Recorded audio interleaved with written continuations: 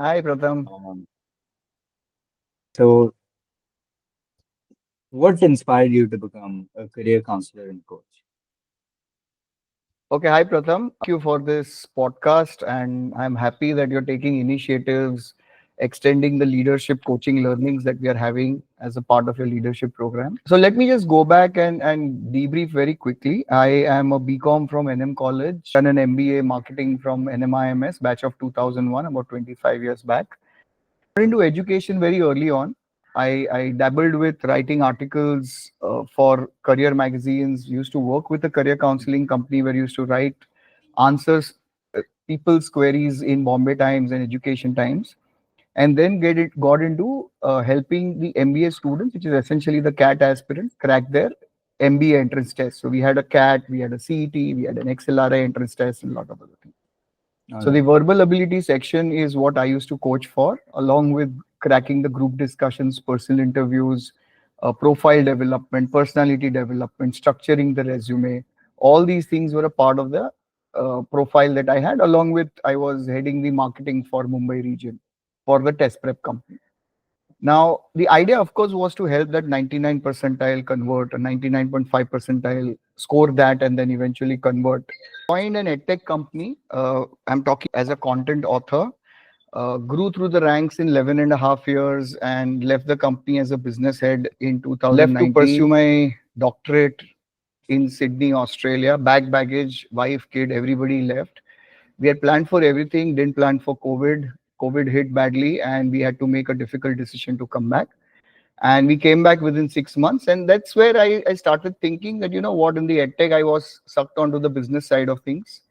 I always used to love mentoring students in my earlier, coaching them, counseling them in their MBA test prep, and used to do that as a part of the edtech role also, where used to do seminars in various cities, do online webinars to mentor students. But I got sucked, as I said, onto the business side of things, and I always wanted to go back to teaching, counseling, coaching, which I used to enjoy, and that's where the idea of PhD came in. So when we came back from Australia, I was thinking, how can I get back to it outside of the doctorate? And that's where Edupathwayz started in 2021. So 21. January 2021 is when we started. We are about roughly 4 years, 9 months into it. And I believe we've been doing a reasonably all right job in mentoring, counseling, coaching, helping students make informed career decisions, building profile, etc. So to answer your question, the reason of giving this background is for you to get to know where it all started.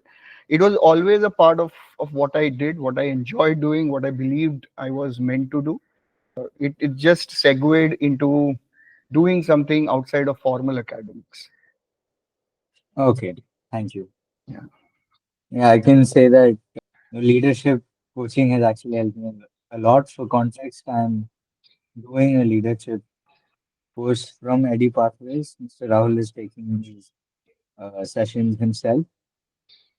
So, on that note, I would like to ask you, are you the one taking all of the sessions? Yeah, so I understand that personalization, involvement, and giving students and parents exactly what they want is what is required. And that is the reason all the sessions, whether it is leadership coaching year-long program, mastering English year-long program, career counseling, which is one-on-one, profile building, which is one-on-one, or personal mentoring, which is one-on-one, all sessions are taken by me. Of course, I have a team which is supporting me, who's helping with research, content creation, scheduling, logistics, a lot of things in the background. The But face of the entire EduPathways enterprise is me. And I don't plan to change that in the near future. all right. Okay. So just let's rewind back to 2021, where this all started. How was that first session? How are you feeling?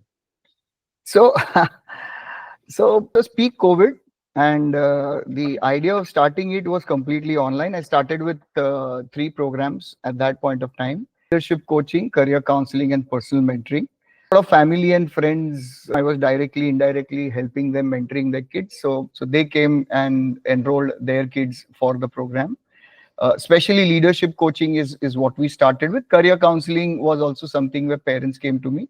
Before that, I went through a formal certification of 3.5 months with a career counseling company.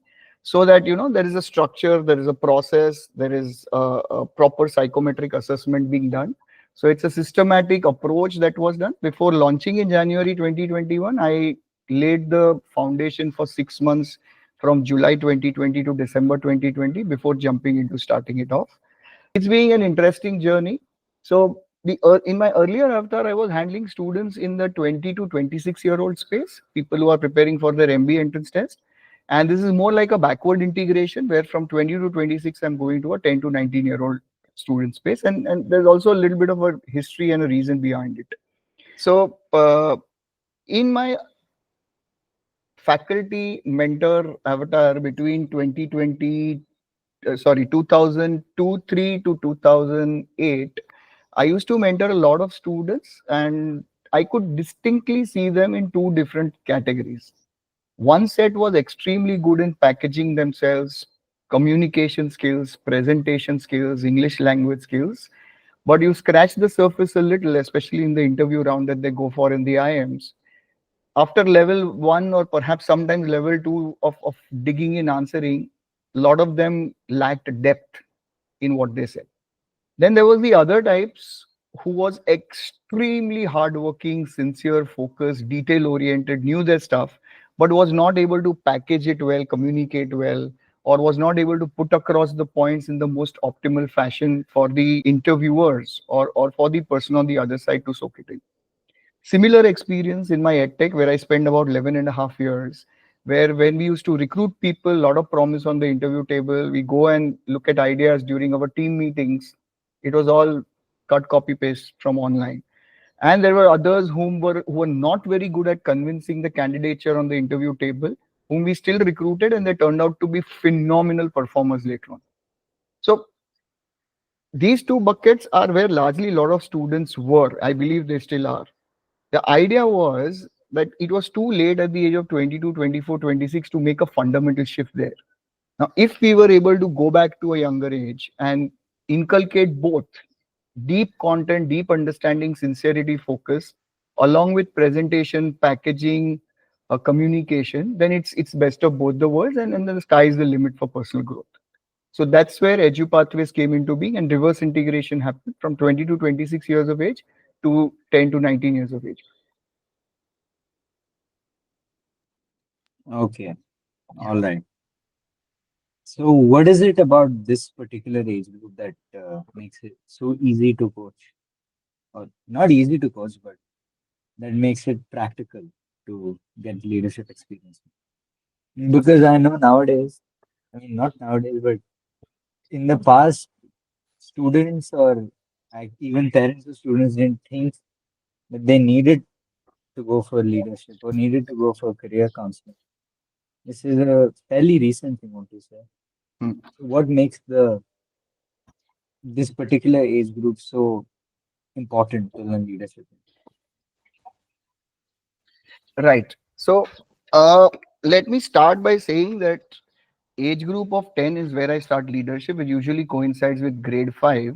So we have batches of grade 5 and 6. We have batches of grade 7 and 8 separately. We have batches of grades 9 and 10 separately, and grades 11 and 12 separately.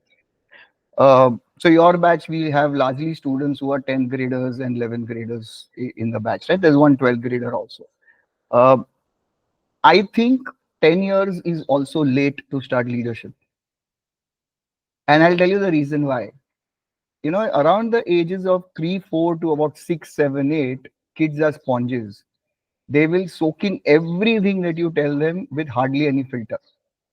And that is the time when the best of the learnings, best of the ideas, ethics, morality, habits can be inculcated the fastest.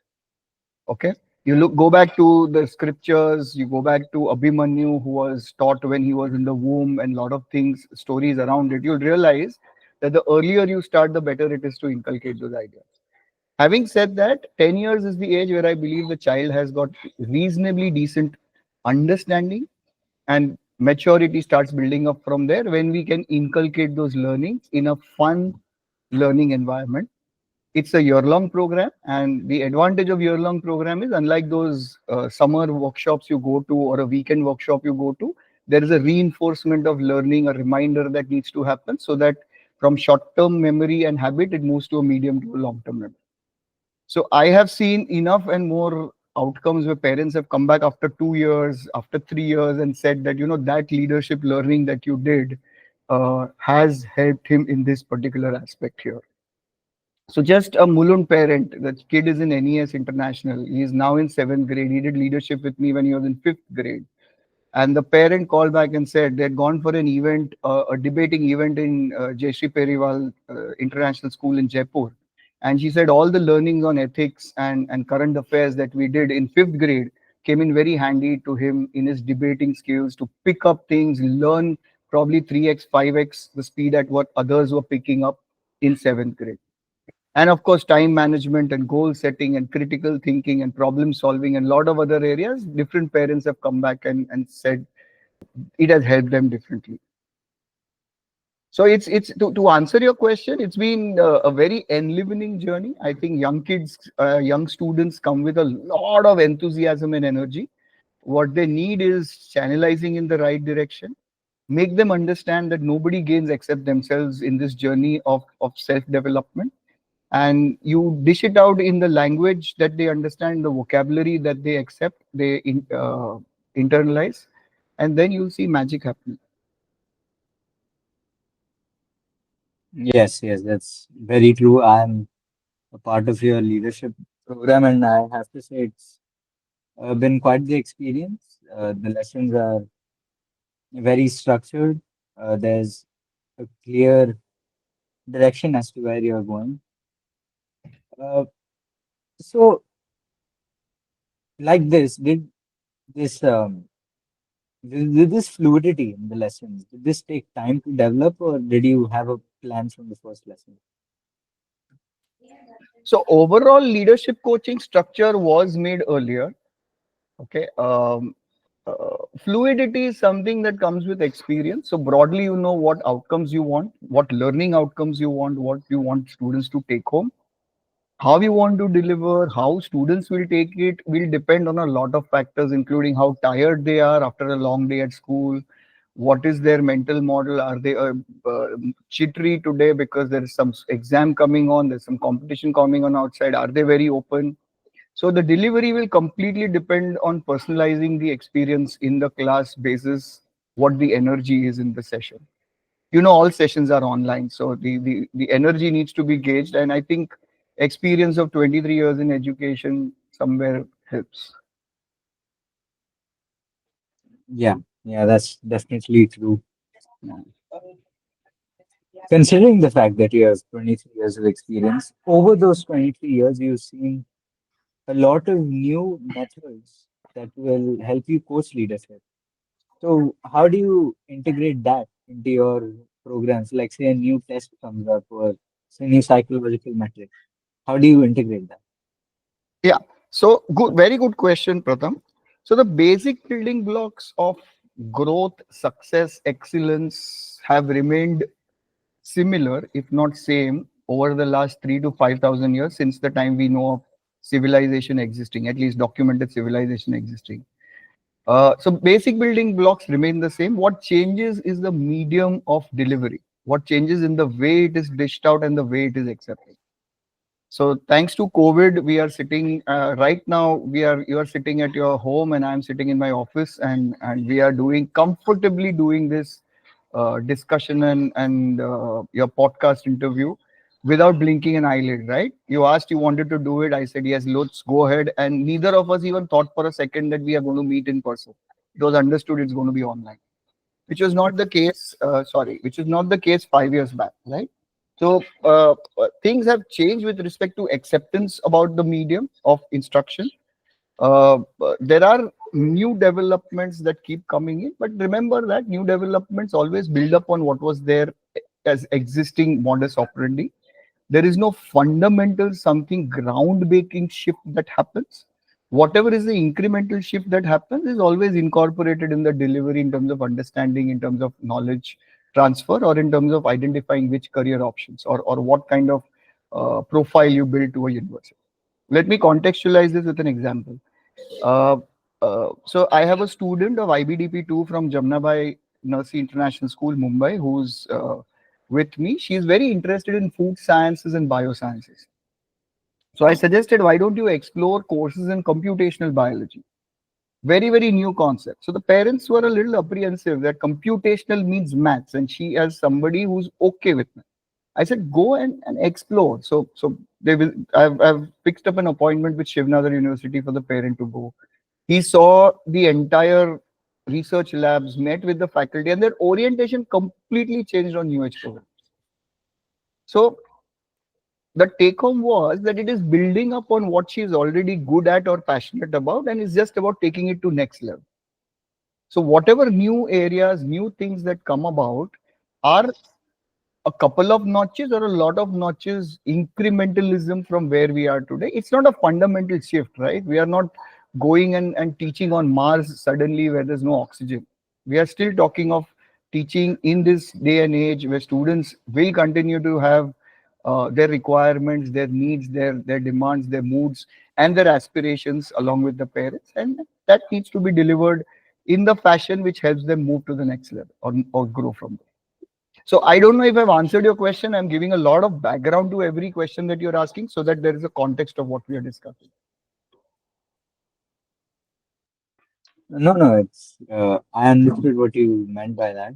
So, since you're so involved with the life of your students and this course is for about a year, how do you quantify the success of your program? So very good question. I get this question from all parents that what is the difference we'll see after a year and how will we know that this has changed in the kid? Will it be discernible? Will it be visible? Will we see it in terms of opportunities grabbed later on?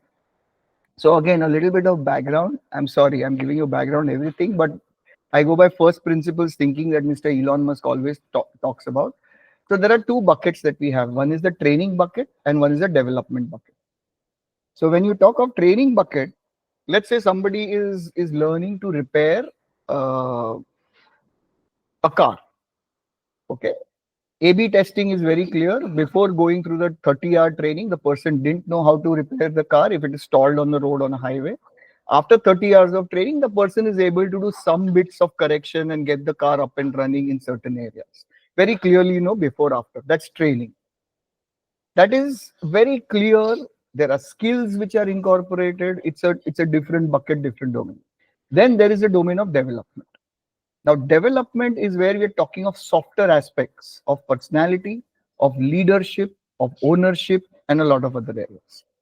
Now, these need to start working from a conscious or start seeding from a conscious to a subconscious level, and then start operating from a subconscious level to a conscious habit over a period of time. In some students, it happens in 3 to 6 months. In some students, it happens with 1 or 2 years. In some students, it might take 5 or 10 years. In some students, it might take a lot more time. Okay, so the outcomes that parents have come back and told me they've seen is in terms of greater confidence, being very okay with who they are, being very aware of what their strengths are, what their weaknesses are. And couple of parents have come back and said that my introverted child has now started raising hands in grabbing opportunities when they come in a school setup or an athletic setup, which earlier there is no way they could have, or they didn't do it. At least till then they didn't do it. So all that is the database input that I get for parents who come and give the feedback. But largely I function only by word of mouth. I don't spend marketing dollars or advertising dollars. And in the fifth year, we are serving more students and parents than what we were in the fourth, where you're serving more than what you're servicing in third. So largely, I guess parents are happy when they're referring to other parents to come to us. Yeah, yeah. Um, so in your website, it says that you mentored 15,000 students. Can you tell us the split about of in which year, how many students there were? So this is largely the journey from 2000 to 2003 to 2019, where there were maximum number of students which were serviced. Now, these were students who were helped in group discussions, who were helped in mock personal interviews, who were helped in taking the verbal ability, the logical reasoning, the critical thinking sessions as a part of the test prep. These were workshops, 2 day workshops, 2 day full-time workshops being taken at different locations, the part of the earlier profile. So a lot of them come from the MBA test prep days. In the current avatar, in the last 4.5, 5 years, the numbers will be slightly smaller simply because I am involved in all delivery every hour on a sustained basis. So it is humanly impossible to do justice to 15,000 students in such a short span of time, doing everything alone, where we have year-long programs where everything is done by me. So yes, so largely the 15,000 students start from 2002 to 2003 in different test prep segments. Moving on to the edtech scenario where we used to have webinars and workshops of 500 students at one go at different points of time. Yeah, adding on to the fact that the leadership coaching industry as a whole is very human reliant. Now, I want to ask, since we're in the year 2025, there'll obviously be a question raised about AI in your field. Are you afraid in any sense that AI might take over your job? So I get this question from parents, especially in career counseling, who say that give us a career which is AI proof. Okay, I want my child to get into a career which is not going to become redundant, because computer science and programming was hot up until 5 years back. Today, people are thinking twice, thrice before even uh, opting for it. Having said that, the number one choice in IITs today for top rankers in IIT JEE is still computer science. Okay, so there's a little bit of dichotomy here.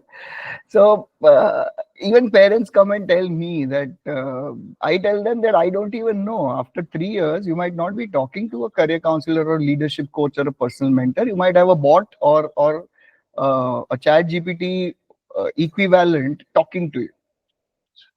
Having said that, Pratham, do understand that humans, especially India, is a touch and feel country, and we do need people to talk to, live people who will relate to at uh, at an if I can say at an energy level or at a perceptual level, where I don't know if machines will be able to reach that in the next 100 years. So in terms of these so repeatable tasks, things which are cookie cutter approach, run of the mill, will always be taken up by machines. I remember when I was in college, I was in NM college, we had the aptechs and the NIITs coming in, and a lot of repetitive tasks were outsourced to programs that time. Okay, but that does not mean that jobs or careers have vanished. They've only multiplied.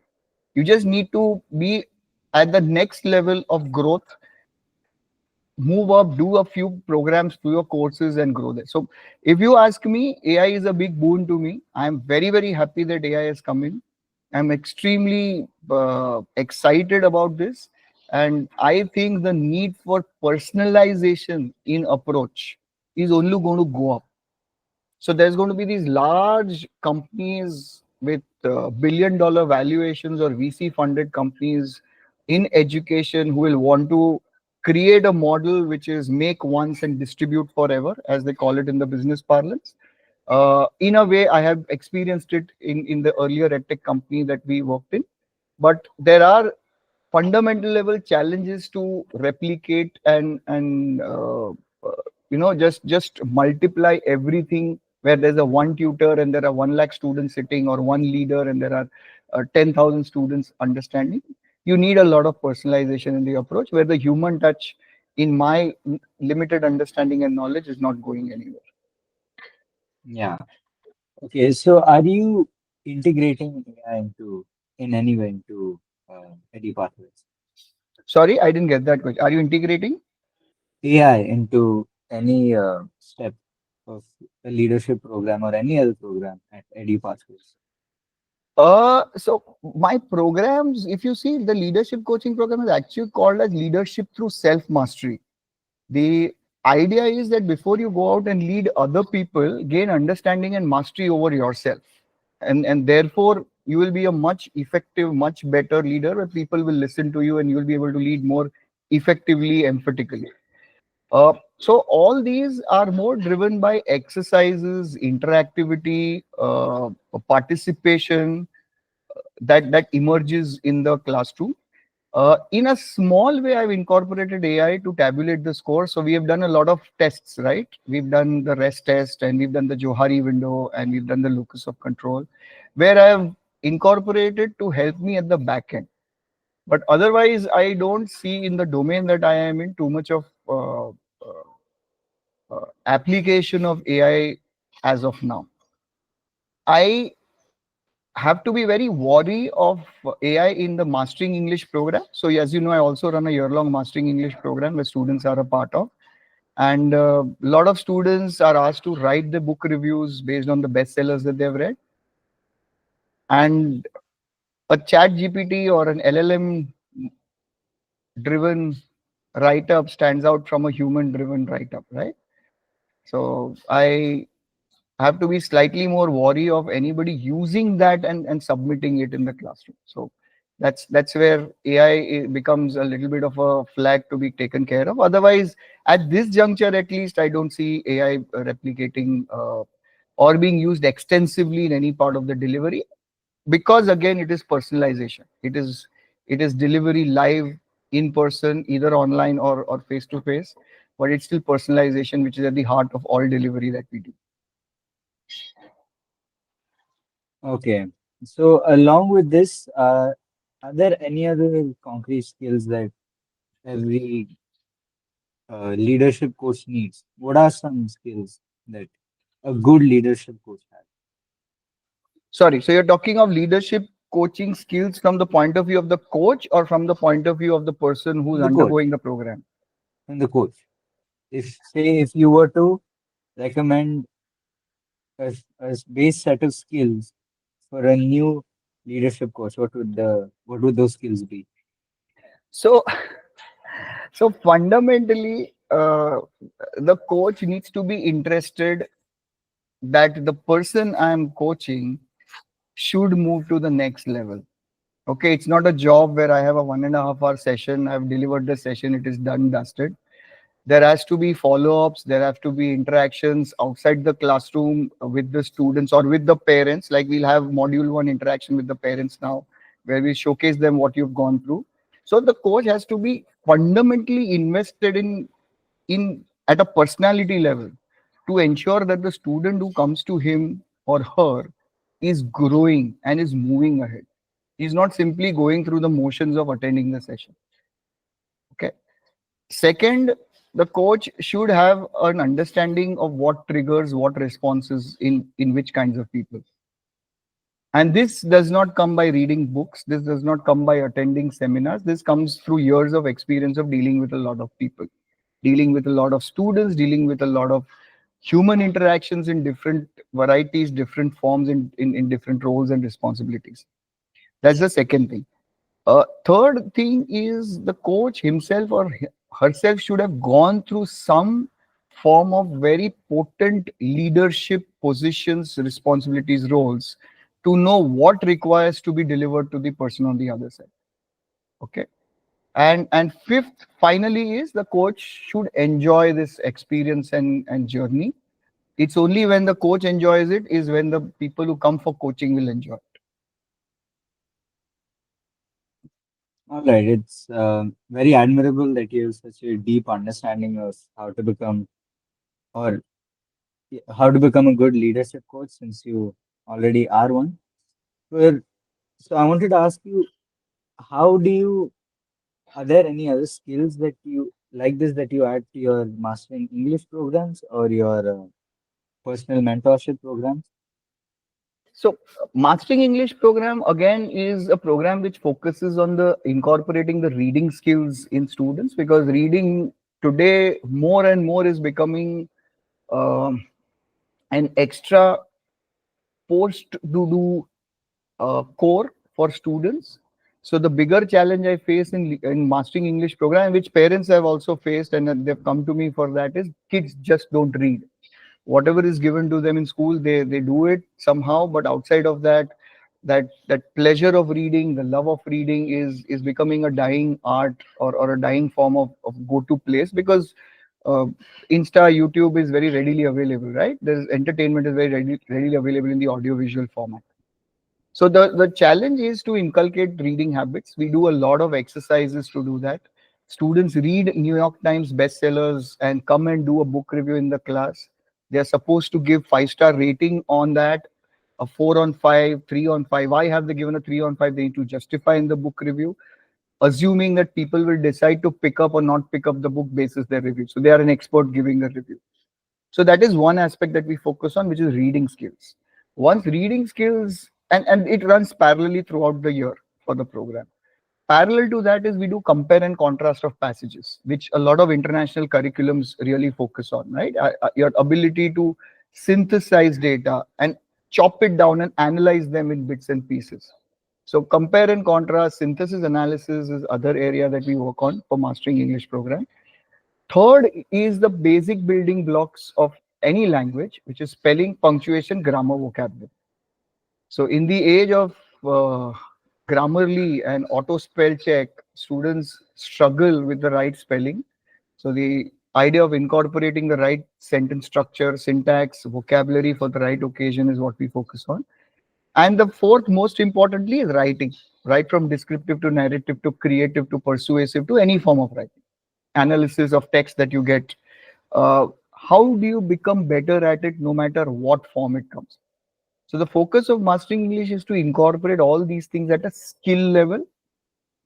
So it's not limited to just academics. Tomorrow you'll write an SOP or motivation letter or essays, or you go to universities after an admit, and you'll need to get into good forms of writing. So that becomes more like a skill which you are able to convert into tangible outcomes over a period of time. That's mastering English program. A personal mentoring is completely customized and personalized basis what the parent and the students want. And we work through interventions. I suggest parents, we structure a few sessions, basis what the requirement is, and we work on the student outcomes. So I'll give you an example. There's a girl in Kandivali in Mumbai. She is a swimmer. She faces challenges with respect to handling her academics with her swimming tasks.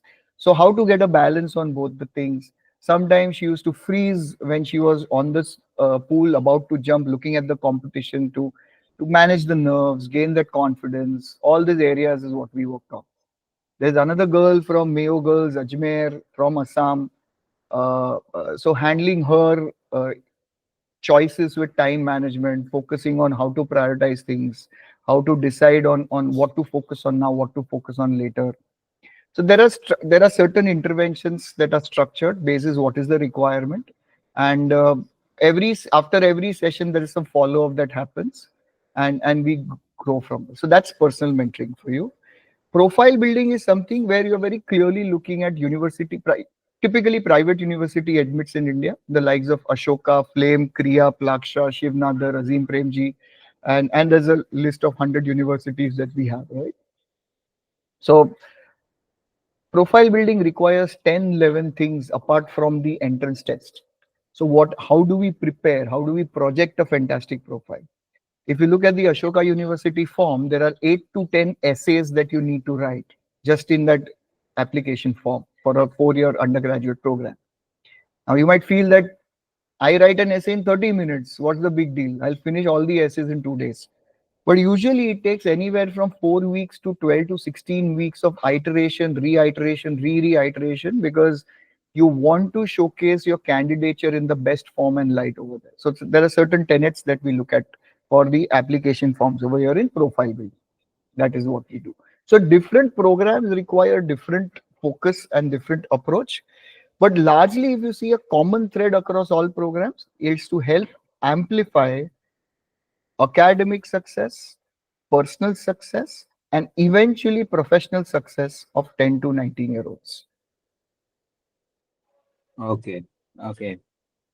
So you're obviously very deeply knowledgeable about these types of coaching, personal mentorship, English, leadership, and even profile building.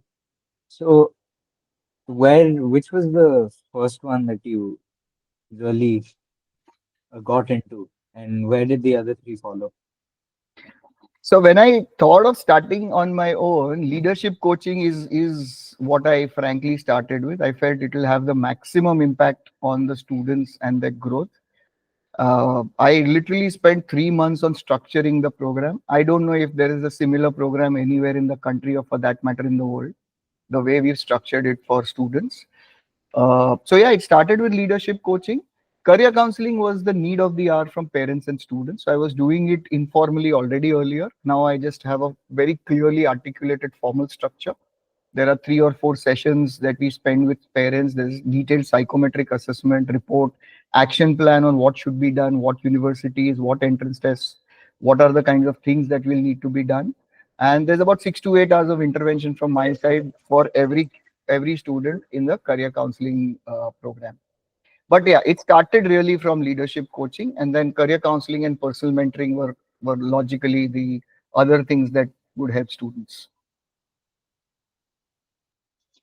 Okay, stepping out from the technical side of things, can we hear a day in the life of Mr. Rahul Zaveri as a leadership coach? So there is no particular day, Pratham. There is no set pattern. As an entrepreneur or a person who delivers all the programs himself, uh, parents always want to talk to me before they enroll. So a lot of time is spent talking to parents who have already enrolled or parents who are new, who are inquiring for enrolling in the program. I spend a lot of time on content also. I believe content and dishing out the right forms of information to students and parents is important. So every day about 1.5 2 hours goes on structuring content for various things, including the social media platforms that I run. I also have small WhatsApp groups with parents and etc. And also the mastering English program requires every day I share a new learning in the group. Every single day, every student is learning something new, either on grammar or vocabulary. Same with leadership coaching. I believe you're a part of the Edupathwayz knowledge group where there is something new which is shared every day. So sometimes there is some conversation in leadership coaching, but mastering English, the students are expected to answer those prompts every day. 2 3 minutes. It doesn't take too much time. Uh, so content creation takes a lot of time. Interacting with parents takes time. Researching on new things that are coming up take up time. And of course, about 8 to 10 hours of delivery, delivering counseling, delivering the various programs that we have.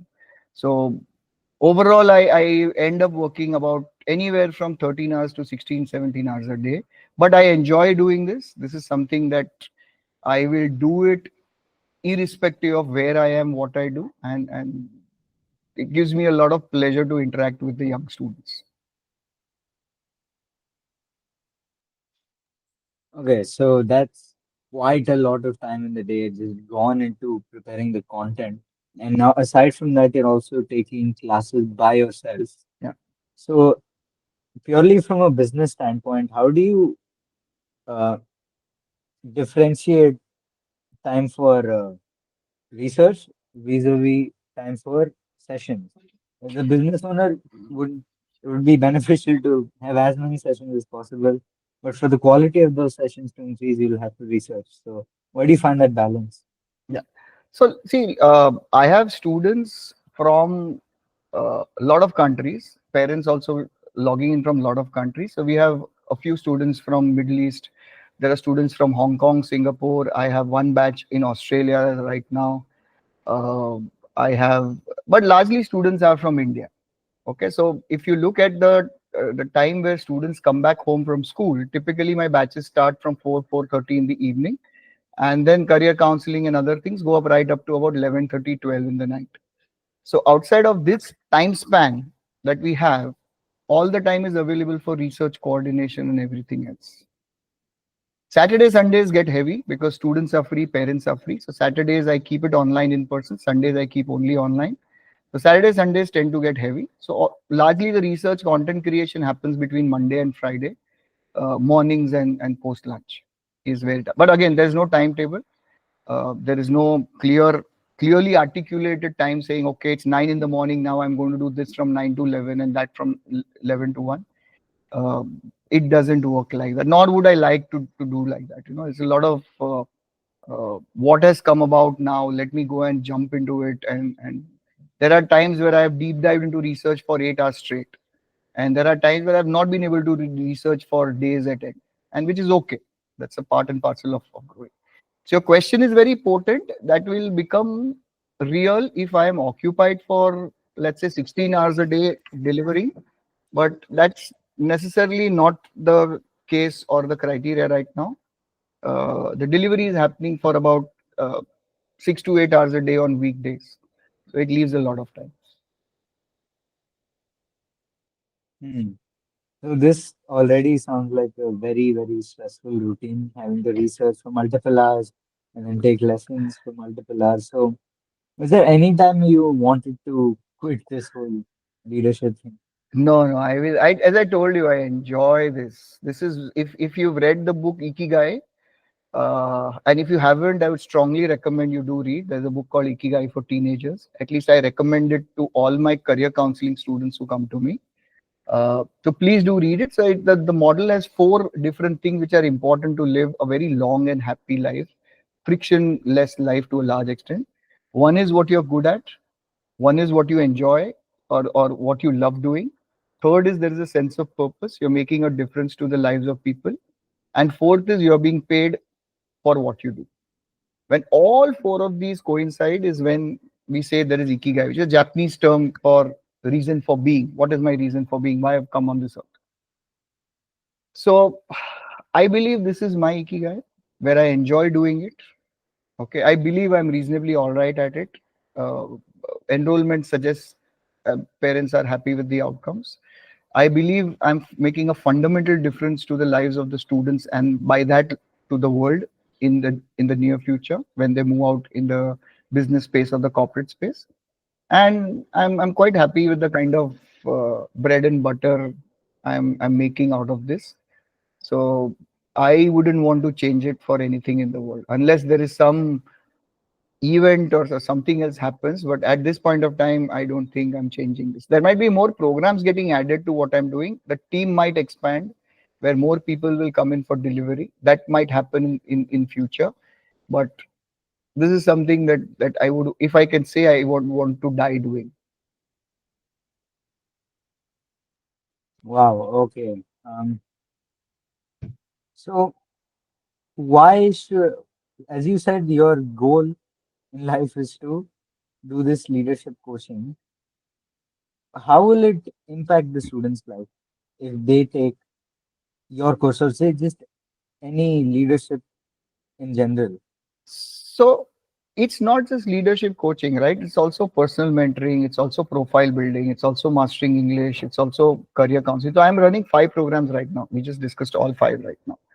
So whichever program they enroll in, there is a 23 years of experience, 15,000 students, handling 15,000 students, mentoring, coaching, counseling coming into the picture over here. And I'm very passionate about what I do. I believe I'm able to pass on that passion to all the people I meet up in whatever we are doing. Uh, Largely, the idea is, as I told you, is to help every student find his or her ikigai. And every program in different ways is arming them to move closer to their ikigai. It might happen today, it might happen in a few weeks, few months, few years. But the idea is go and do what you enjoy doing. If you enjoy this, but if you don't have the skills, okay, come to me for mastering English.